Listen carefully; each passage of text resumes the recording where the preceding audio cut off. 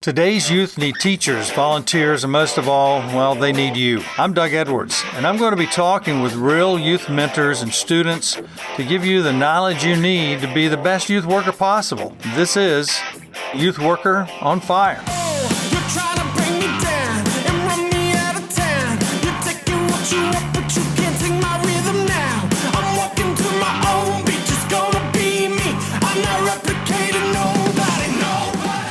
Okay, Youth Worker Nation, this is Doug Edwards, your host with Youth Worker on Fire.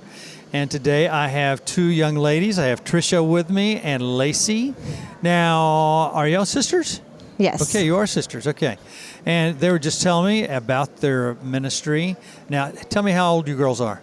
I am 24 and she is 17. Okay, now who are you? Since we don't have the video on, you are... Trisha. Yes. Yes. And so the other one is Laci. Say hi, Laci. Put that all the way over to her. Hi. That's great. Now, you were telling me about a ministry to help other ministries. That's what you guys do in the television realm, right? Yes. All right. So tell me a little bit about your life story. Just catch us up from life till now.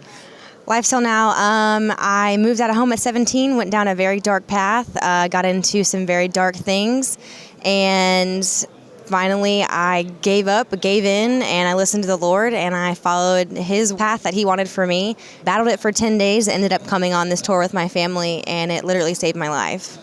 Wow, that's a pretty amazing story. Okay, now tell me your take on your sister's story. She was gone for a while, and she would come by once in a while to the house. And my mom had decided to sell our home and go on an 8-month mission. Oh my gosh, I can't speak. 8-month mission trip.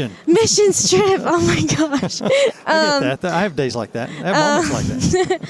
And randomly, it was the day we were leaving, Trisha comes up and says, I want to go with you guys. Is there room for me? And she came on the trip with us, which was a shock because I knew what she was like, kind of how she left, how she was not really into being with our family or anything. And then she just randomly comes and is all in. And we had some struggles on the road, but she got through them. And I personally am very proud of her. You're very young.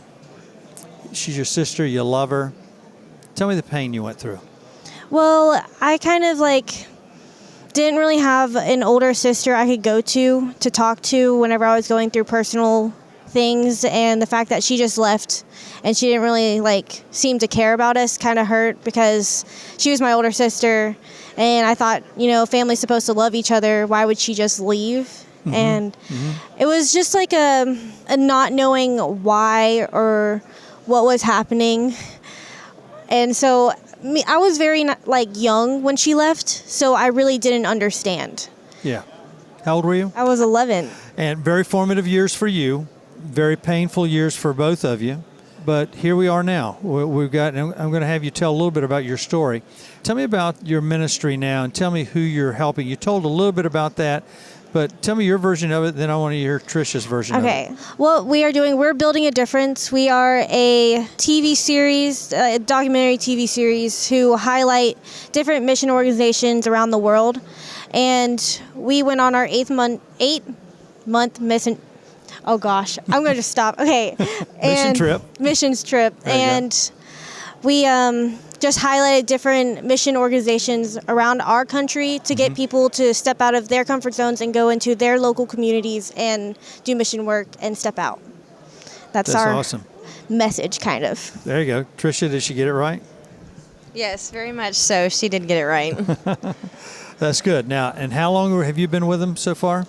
I've been with them for 8 months. They started this a year ago. Okay. Actually, beginning this month is when they started last year. Your mom and dad?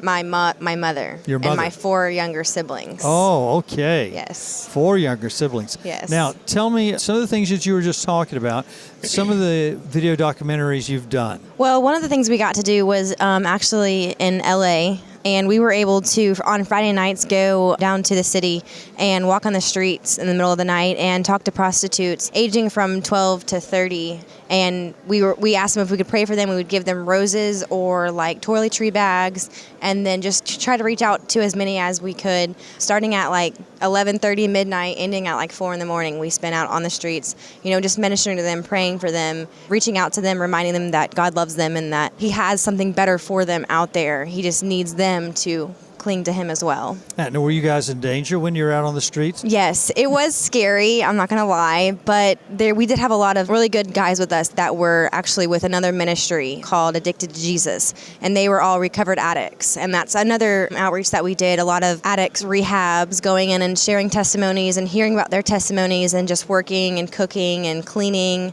Adult and Teen Challenge is another one that we went and spent time with. I think we were there for like a week, just doing stuff for them and helping them and interviewing them. Trisha, tell me the dark places you came from and your worst moment of those times. Well, I was in a horrible relationship, and it was domestic, and I attempted to medicate my pain with different drugs and alcohol, and I guess you could call it the party life, trying to just escape what was going on in my mind, and medicating my pain with the wrong medication. And over the 6.5 years that I was gone, I just got farther and farther away from the light and the truth. And when it got too much, because working at a bar really got to me, some horrible things happened, and I wanted out. And I started praying, because I was raised in the church and in Christian school, and I knew about the Lord, but I was mad at Him. Why were you mad at God? Well, because my sister had passed away when I was 11 years old. She got a rare blood disease called aplastic anemia, and being young, I blamed Him. I blamed God. Yes.